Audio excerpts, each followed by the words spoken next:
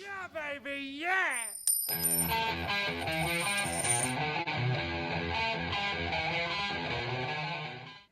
All right, well, welcome back to Coin Mojo. I did a little coin roll hunting today. I took some coins back to the credit union where I found all of these loose change in the coin return at the coin counting machine, which included this nice little silver dime here, 1946, I believe. And that was a prequel to going to the next credit union where I knew that they had stocked $50 just for guys like me. So I do not order the boxes, but I do know that they keep, a box or two on hand. And so I went there, and sure enough, they had 2 boxes available. And I purchased them, brought them home. I weighed them all out. I lined them up here for this video. Out of each box, I had about 10 rolls that were a little over 225.8 to 226.49 here. So I start, I laid them all out here so we can take a look. And what I'm going to do is I'm going to run through just these ones that that weigh over 225 or 226. And we're just going to do a quick review of these and see what we find. So the first group from the first box, I didn't really find very much. I ended up pulling this, what you can describe as a grease-filled die. So what happens is it kind of obliterates all the text. But even though this roll weighed 226.49, I wasn't able to pull any silver. As a matter of fact, none of these first 8 to 10, 11 rolls did not contain any silver.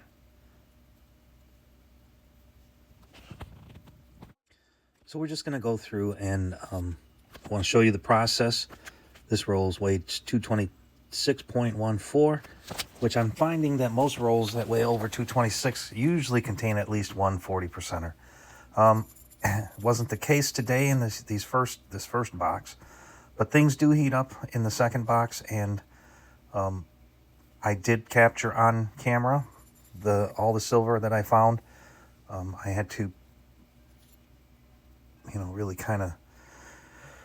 Sometimes it's just hit or miss, right? And this one kind of fooled me. As you see, I went ahead and weighed and marked the rolls that weighed over 225.8, and the rest I just set aside.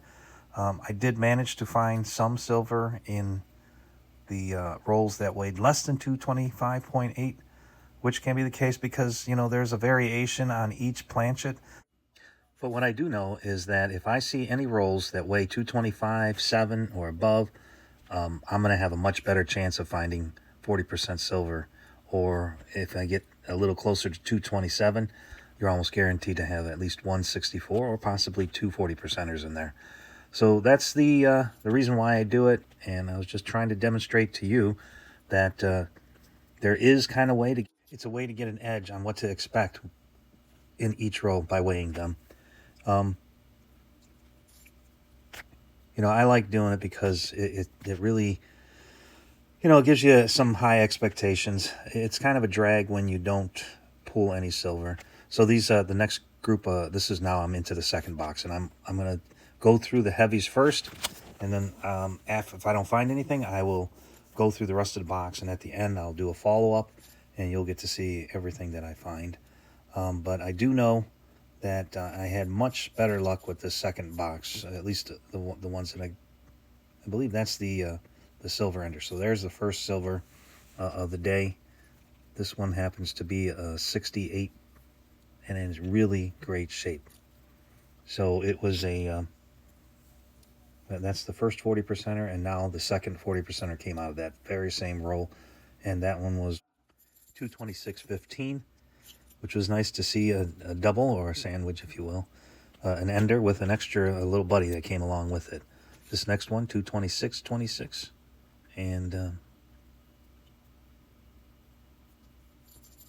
looking here, didn't seem like we found anything in that one. That's okay. So there must have been a couple heavies in there, even though none of them were silver. Next one here is 226.09, and again, nothing. Got a fresh 2023. There was quite a few of them in the second box, 2023. So here we got a 225.82, and there's our third 40%er. So it's not, there really isn't too much variation between 225 and 225.80 to 226. You're gonna, you should probably be looking really hard when you get your heavier rolls. So you got to start paying attention when you get into the 225.7 to 226, because there might be a 40%er hiding in there. That's my advice to you. So we're up to 4 40%ers now. Here's the next roll. 225.87. A couple of newer ones in there. 225.88. And then boom, we got our fourth. I'm sorry, that's our fifth 40%er. So this is largely the second box. I kind of jumped ahead. I go back through after I go through all the heavies first. So I did the first box, then second box. And I believe I ended up pulling one more 40%er out of the second box. And then I pull another, and this is it here. It weighed in at 225.72, I believe. And so that was the sixth silver 40%er out of the second box. Next up, I discovered another silver, so I went back and put it on the scale just to show you.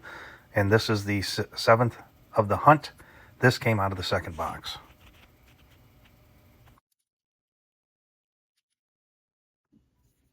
Well, all right, we got the wrap up now. These 6 40% halves came out of box 2. Box 1 contained 140, an 89 cameo proof, and an 86 in really great shape. And I say that because, this edge, it's just sparkling, right? So 86 do carry a premium for some reason. I will always save 1986 half dollars in that condition. So we get 1, 2, 3, 4, 5, 6, 7 total 40%ers out of $1,000 worth of halves.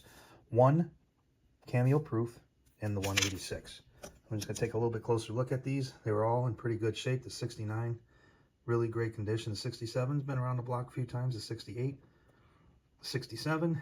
This 68 has great detail, not much circulation wear. This 68, again, not much circulation wear. 67, a little bit.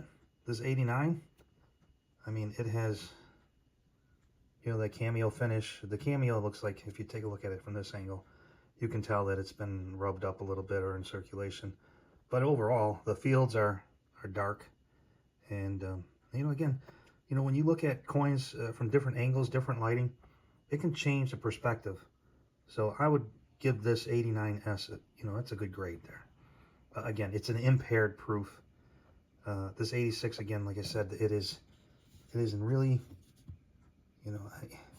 it must be out of a mint set or something like that. And like I said, and I will show you real quick the red book or the red or blue book listings on this coin.